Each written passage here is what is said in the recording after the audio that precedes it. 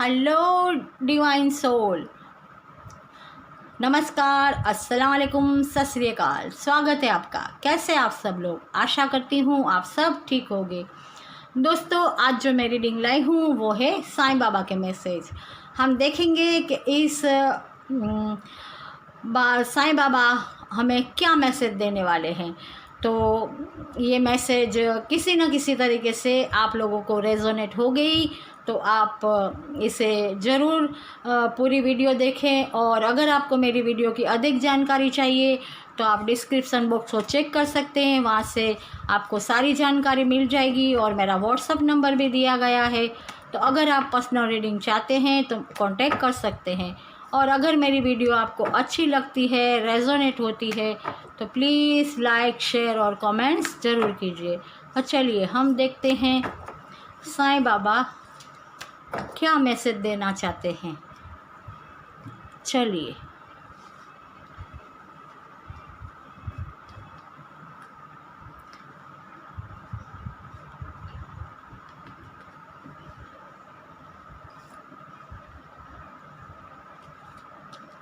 ये कार्ड आना चाहता है, ले लेते हैं।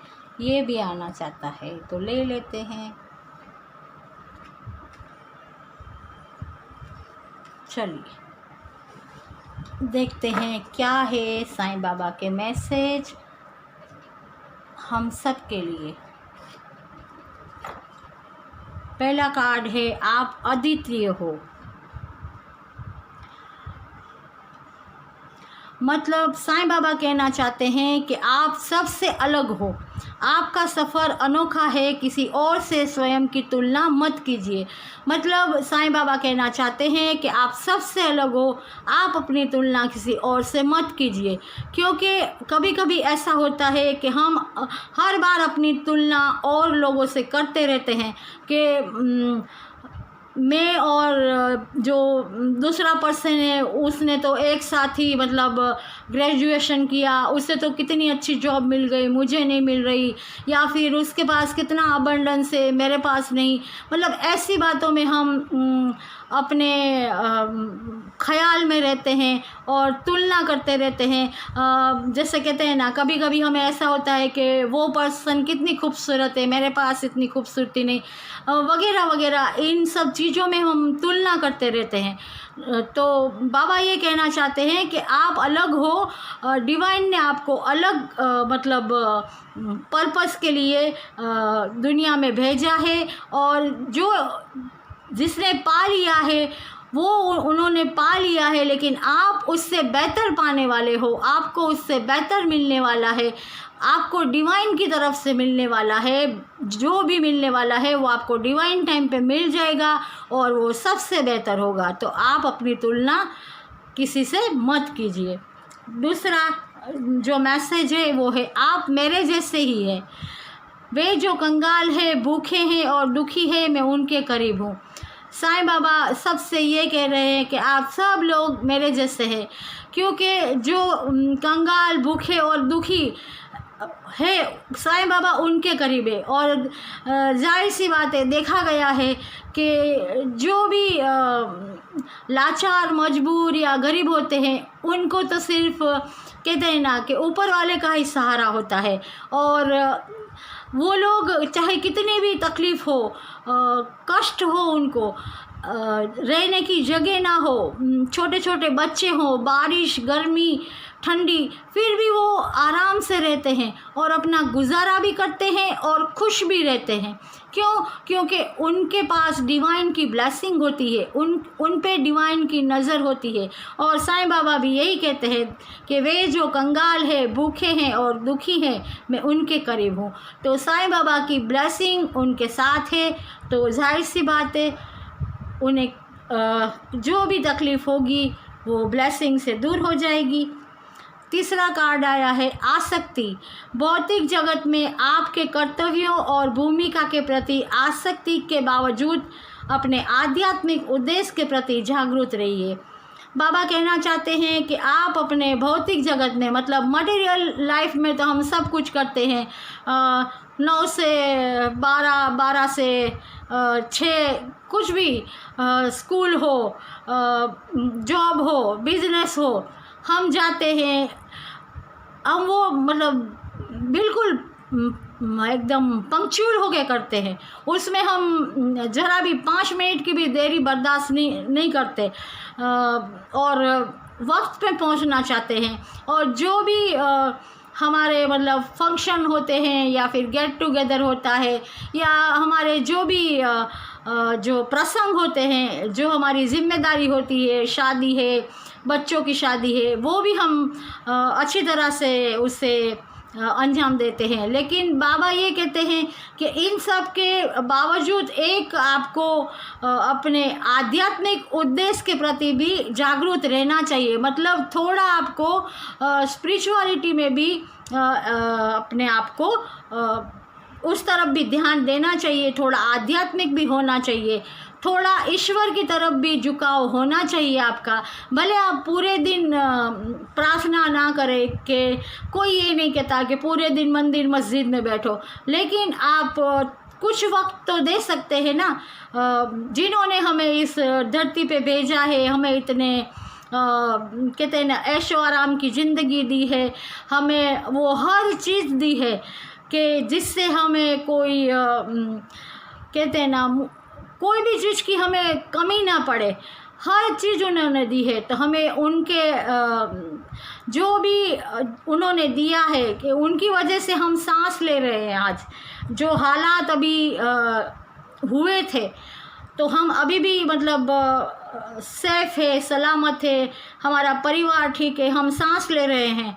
तो हमें ईश्वर का धन्यवाद, उनका शुक्रिया अदा करना ही चाहिए, रब का शुक्राना तो करना ही चाहिए। और अभी क्यों, हर वक्त जो भी चीज़ें हमें मिली है, चाहे वो हमें भले कम लगती हो, लेकिन फिर भी हमें उस नेमतों का शुक्राना करना चाहिए और हमें थोड़ा भक्ति की ओर भी बढ़ना चाहिए। आगे का जो मैसेज है वो है धारणा। उस हर बात का विश्वास मत कीजिए जो आपको लगता है कि सच नहीं है। साईं बाबा कहते हैं इस बात से कि उस बात का तुम्हें विश्वास नहीं करना चाहिए जिस बात पे भरोसा करने के लिए तुम्हारा दिल गवाही नहीं देता। तुम्हारे इंट्यूशन की आवाज़ को तुम्हें सुनना चाहिए।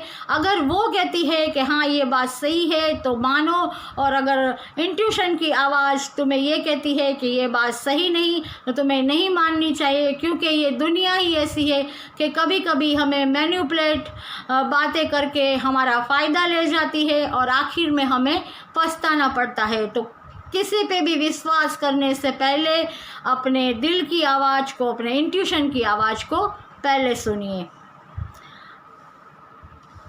उसके बाद का कार्ड है विकास। ईश्वर हमारे माता पिता है जो हमारे भले के लिए सुख दुख के रूप में हमें कड़वी दवाइयाँ देते हैं। देखिए बाबा कहते हैं कि ईश्वर हमारे माता पिता है जो हमारे भले के लिए सुख दुख के रूप में हमें कड़वी दवाइयाँ देते हैं। हम भले ही हमारी माता पिता के संतान हो, लेकिन हमें इस दुनिया में मानव रूप देके ईश्वर नहीं भेजा है, सही। और जिस तरह अगर हम थोड़े भी बीमार होते हैं कि हमें कुछ भी होता है तो हमारे पेरेंट्स कितने घबरा जाते हैं, और अगर हमारे बच्चे बीमार होते हैं तो हम कितने घबरा जाते हैं। वैसे तो हम उन्हें एक जैसे कहते हैं ना, कभी घर में ये एक एग्ज़ाम्पल है कि अगर घर में करेले की सब्ज़ी बनी हो और अपना मतलब संतान यूँ कहता है, बच्चा यूँ कहता है कि खा के मम्मी ये कड़वा है, तो माँ ये कहेगी ना कि बेटा थूक दे, मैं तुझे कुछ और बना देती हूँ। लेकिन यही माँ अगर बच्चे को बुखार हो गया है तो कड़वी से कड़वी दवाई उसे पिलाएगी, क्योंकि उसे अपने बच्चे की फ़िक्र है, राइट। तो यही बात हमें बाबा समझाना चाहते हैं कि कभी अगर हमें दुख मिलता है तो इसका मतलब ये नहीं है कि ऊपर वाले ने हम पे नज़र रखना या हम पे कर्म करना बंद कर दिया है। अगर हमारी ज़िंदगी में दुख आया है तो वो भी हमें कुछ न कुछ लेसन देने के लिए आया है और हमें उसमें से कुछ लेसन लेना है। तो हमें उसका भी खुशी खुशी स्वीकार करना चाहिए और जो लेसन हमें लेना है वो लेके हमें गॉड का शुक्राना करना चाहिए। और अगर कहूँ तो इस लेसन को हम बुखार के समझ लेते हैं और हमें उस बुखार को भगा देना है ताकि हम फिर से हंसती खेलती खुशियों भरी अपनी लाइफ जी सके, राइट। और आखिरी कार्ड जो बताता है जीवनावधि, हर रिश्ते की एक जीवनावधि होती है, समय के साथ वह समाप्त होती है। बाबा यही कहते हैं कि हर चीज़ इंसान इतना आगे बढ़ गया है कि हर चीज़ पे अपना वो कंट्रोल करना चाहता है, वो आगे बढ़ना चाहता है। लेकिन ज़िंदगी एक ऐसा कहते हैं ना, क्या कहें उसको, ज़िंदगी एक ऐसा परिंदा है जिसे उड़ने से कोई नहीं रोक सकता। मतलब जब डिवाइन टाइम आ जाता है तो हर चीज़ आज़ाद हो जाती है। अगर हमारा वक्त आ जाता है तो हमारी सांसें आज़ाद हो जाती है। चाहे कितना भी डॉक्टर इलाज कर ले, हमें चाहे कुछ भी ना हुआ हो, कभी कभी हम ऐसा भी होता है ना कि रात को सोए और सुबह उठे ही नहीं, ऐसा भी होता है। मतलब अगर वक्त आ जाता है तो उसे कोई नहीं रोक पाता। इसी तरह अगर कुछ लोग ऐसी जंजीरों में बंधे हुए हैं जिनके सपने पूरे नहीं होते, जो मजबूर है, तो उनके लिए भी ये संदेश है कि जब डिवाइन टाइम आएगा तो इस पिंजरे से तुम्हें आज़ाद कर दिया जाएगा। तुम आज़ाद हो जाओगे अपने सपनों की उड़ान भरने के लिए। और अगर कोई नहीं आएगा, कोई तुम्हें आज़ाद नहीं करेगा, तो बाबा खुद कहते हैं मैं आज़ाद करूँगा। डिवाइन तुम्हें आज़ाद करेगा, यूनिवर्स तुम्हें आज़ाद करेगा, ताकि तुम खुशियों के साथ आसमान में उड़ सको, तुम्हारे सपने पूरे कर सको। तो दोस्तों ये थे साईं बाबा के मैसेज। मैं फिर मिलूँगी। अगर आपको मेरे वीडियो और मेरी गाइडेंस अच्छी लगती है तो प्लीज़ लाइक, शेयर और कमेंट्स कीजिए और मेरे चैनल को ज़्यादा से ज़्यादा सब्सक्राइब कीजिए। तो मैं फिर मिलूँगी, तब तक stay blessed, stay happy, take care, God bless you.